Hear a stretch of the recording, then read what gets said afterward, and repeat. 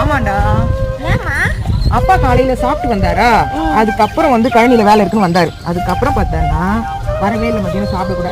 சரி ரொம்ப டைம் ஆயிடுச்சா, அதனால காஃபி போட்டு எடுத்துட்டு வரலாம் அப்படின்னு